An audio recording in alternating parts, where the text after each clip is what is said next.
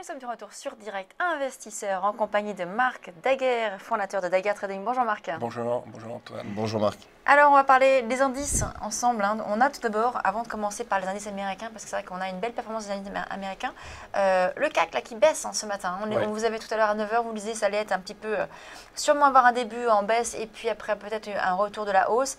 Ben là, la baisse se poursuit. On est qu'à 1 heure de l'ouverture, on est à moins 0,81%. Voilà, c'est à moins 0,81%, pardon, à 5159 points. Voilà, vous pensez que ça va continuer comme ça? On est sur une tendance baissière aujourd'hui? Oui, là pour l'instant, forcément, on est sur une tendance baissière. Maintenant, alors justement, non, je suis pas sûr. Je suis pas si sûr que ça. Qu'est-ce qu'il va falloir surveiller aujourd'hui? Au niveau statistique, il n'y a pas forcément grand-chose. Maintenant, il faut juste remarquer une chose. Vous parliez des indices US, effectivement, les indices US ont repris une bonne direction la semaine dernière, et notamment parmi eux, surtout le Nasdaq, les deux Nasdaq, le 100 et le composite, qui sont en train de revenir. Pour l'un, le composite, il est vraiment sur des plus hauts, ce qu'on appelle des plus hauts historiques maintenant, puisqu'il est repassé au-dessus des 5000, alors que le Nasdaq 100, lui, est en train de s'en rapprocher. Mais avec des configurations techniques qui sont, pour moi, très positives. Aujourd'hui, on commence à avoir cette semaine des publications de résultats de premier trimestre. Et on a une valeur, la valeur clé irrésistible dans le monde qui est Apple, qui va publier notamment.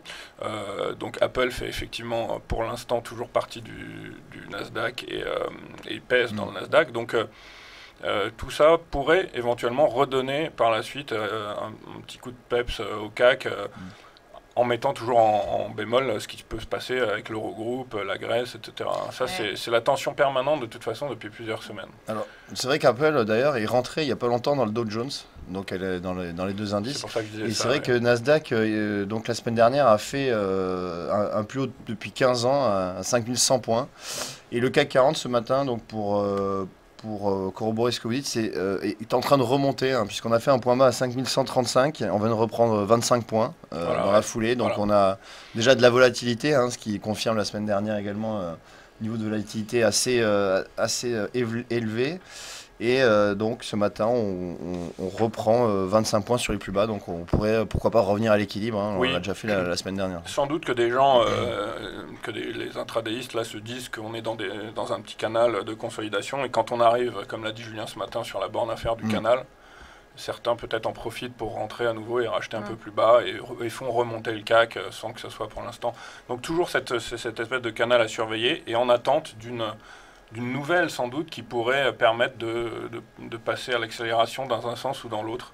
Donc une nouvelle soit négative qui viendrait de la Grèce qui ferait baisser le CAC, ou alors peut-être au contraire une nouvelle positive de la Grèce avec de bons résultats d'entreprise pourrait faire remonter. Dans ce contexte, donc toujours incertain, on l'a bien compris, mais avec toujours ce maintien de la tendance haussière, qu'est-ce que vous recommandez vous actuellement comme type d'actif? Pour l'instant, ce qui est très intéressant, c'est qu'on rentre dans une phase de trading qui peut pour nous être sur ce que j'appelle du swing trading à plusieurs jours, du trading au cas par cas. C'est-à-dire qu'il faut bien lorgner chaque valeur. Et là, j'ai regardé, parce qu'elle est en train de se performer aujourd'hui, j'ai regardé Arcelor. Arcelor, c'est une valeur que je surveille depuis un moment, et si on peut voir le graphique avec Antoine, je vais vous dire pourquoi. Parce que voilà, si on prend le graphique sur du plus long terme, on va voir qu'Arcelor était sorti à un moment d'un très large triangle de consolidation, et là, si on traçait une oblique qui passait par les plus hauts, on voit que on se rapproche d'un niveau qui est vraisemblablement à peu près autour un peu en dessous des 11 euros, qui est un niveau assez clé, c'est-à-dire que c'est un niveau, si on arrive à dépasser ce niveau, je pense que Arcelor peut remonter très haut derrière, c'est-à-dire peut aller entre 15 et 20 euros assez facilement. C'est une valeur que je surveille et qui est dans notre shortlist de valeurs à éventuellement acheter sur des passages d'un niveau pareil. Ça, c'est sur le CAC. Sinon, j'ai regardé aussi un peu les métaux. Alors juste pour revenir sur Arcelor, vous avez un objectif là par exemple sur le titre si on passe au-dessus des 10,85-90, je pense qu'on peut arriver sur les 15 euros. Voilà. Ça, c'est à moyen Dans terme. un premier temps, ouais. Et même à plus long terme, je pense qu'on peut arriver, alors évidemment, sauf cas de retournement majeur de la bourse en général, hein, ça de toute façon c'est typique, à ce moment-là tout le monde baisse en même temps, mais si jamais la hausse devait se maintenir, globalement, je pense que sur Arcelor, on peut aller à 15 à moyen terme, voire à 20 euros même. C'est vrai que Arcelor est la plus forte performance du CAC ce matin. Ouais. On voit qu'il y a un titre qui tente de se retourner à la hausse, on le voit depuis plusieurs semaines. Ouais, Oui, et justement pour revenir sur ce que vous dites Antoine, un titre qui a un petit peu sous-performé dans ce début d'année où les indices européens étaient plutôt positifs. Donc on sait très bien en termes de trading, quand il y a une tendance comme ça qui est maintenue, les investisseurs vont plus facilement vers les titres qui ont sous-performé en se disant que c'est peut-être vers eux. Oui, on l'a vu notamment sur des cours de valeurs pétrolières comme CGG ou Maurel & Prom. Tout à fait. Où les investisseurs sont revenus à l'achat. Vous suivez également les métaux? Oui. Métaux de base? Oui, alors les métaux de base. Alors il y a deux métaux que j'ai regardés ce matin. Alors évidemment, il y a toujours l'or et l'argent sur lesquels on avait dit qu'on pouvait éventuellement attendre des plus bas. J'ai regardé le platine ce matin, qui est quand même aussi un métal précieux. Et le platine, qu'est-ce qu'on voit sur le platine? On voit qu'on a on a eu avec ces derniers jours une baisse qui s'est maintenue, et donc on est en train d'enfoncer certains supports, même des retracements de long terme, qui font que c'est un métal sur lequel je garde un biais baissier dans les semaines, voire les mois à venir. Voilà, la tendance baissière c'est un petit peu marquée. À chaque fois qu'on a des petites tentatives de rebond, on voit qu'ils sont très vite effacés, et on reste régulièrement sous des résistances qui viennent s'inscrire les unes après les autres. Donc là, on va certainement aller sur les $1000, et puis vraisemblablement, je pense qu'il y a de grands risques, entre guillemets, qu'on descende plus bas par la suite. Ouais, donc là, vous êtes sur une tendance baissière sur le platine. Absolument. Alors, je reviens, vous parliez du pétrole tout à l'heure. Oui. Je rappelle que vous êtes un des rares intervenants à nous dire depuis plusieurs mois oui, tout à fait. que vous voyez le pétrole à $35. J'ai fait mon mea culpa sur le rebond actuel. Tout à fait. Donc là, on a un petit rebond, en effet, on est remonté. Vous maintenez quand même ce scénario? Eh bien, étrangement, oui. Oui, je me mouille jusqu'au bout. Alors, évidemment, je fais mon mea culpa, c'est-à-dire que je ne m'attendais pas à ce que le rebond prenne autant d'ampleur. Maintenant, j'ai toujours dit qu'au vu de la baisse qui a eu lieu depuis l'été 2014, on est largement dans on peut toujours être dans ce qu'on appelle un rebond technique. Et pour être très précis avec vous maintenant, parce qu'il faut quand même aussi, quand je me mouille, il faut aussi donner des zones. Là, j'ai un objectif entre 70 et max, grand max 77. Enfin, grand max $77, ça correspond au retracement de Fibonacci de 38,2%. Sur le Brent? Oui, sur le Brent, pardon. Tout à fait, oui, je regarde surtout le Brent plus que le WTI. Mais bon, les deux sont évidemment très corrélés. Donc je pense que si on arrive dans cette zone, je commencerai à faire attention éventuellement. C'est-à-dire que le scénario d'un trader là aujourd'hui, c'est attendre d'être dans la zone et voir sur les moindres signaux de faiblesse, de voir éventuellement de se repositionner à la baisse. Mais on n'en est pas encore là. Mais pour l'instant, pour répondre à votre question, oui, j'ai eu tort sur la baisse immédiate, mais pour l'instant, je maintiens mes objectifs qui seraient en tout cas sous les $40. Donc là, à court terme, on peut aller à 77, hein, c'est ça?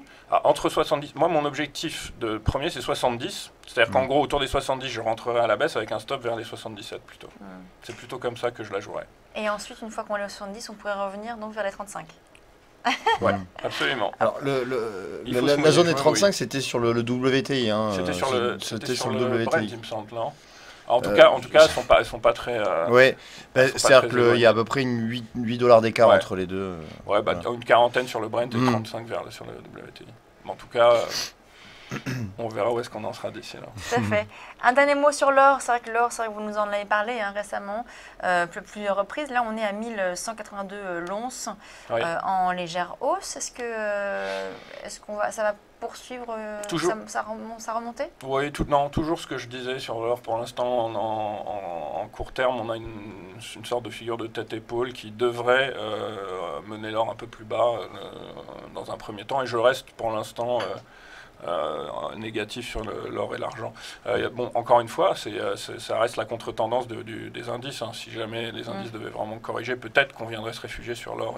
Une dernière chose avant de vous quitter, le Nikkei aussi a fait une clôture au-dessus des 20 000. C'est quand même quelque chose, on en parlait régulièrement. En dessous des 20 000. Non, Ce matin. Ah, ce matin, oui. Oui. Mais la semaine dernière, en fin de semaine dernière, il a clôturé au-dessus des 20 000, ce qui n'était pas arrivé depuis assez longtemps.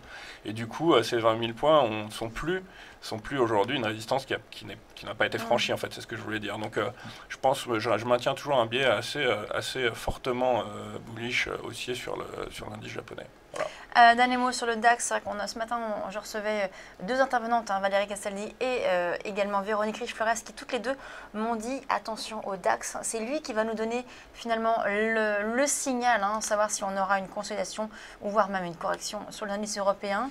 C'est vrai qu'il faut le surveiller de près, ce DAX. Il sous-performe actuellement le CAC. Oui. Est-ce que vous avez une perspective sur cet indice ? Alors le DAX, évidemment, ça reste l'indice référent européen. L'Allemagne étant toujours le moteur de l'Europe, en tout cas de la zone euro, c'est un indice qu'il faut surveiller. Et c'est un indice qui, effectivement, et d'autant plus aujourd'hui, sous les feux de la rampe, parce que l'Allemagne est quand même, quelque part, étant le moteur de l'Europe, c'est certainement elle qui est le plus affectée par ce qui se pourrait se passer par la Grèce. Qui se pourrait se passer du côté de la Grèce. Donc oui, je suis tout à fait d'accord avec mes collègues, c'est un indice qu'il faut surveiller. Oui, il est en train de corriger ces derniers jours, et forcément, puisque dès que la Grèce pointe son nez, c'est un indice qui va souffrir plus que les autres.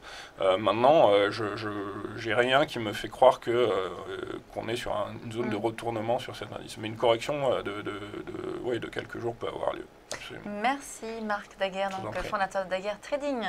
On passe à la suite de Direct Investisseur. On reçoit dans quelques secondes Stéphane Solutoyer tout de suite.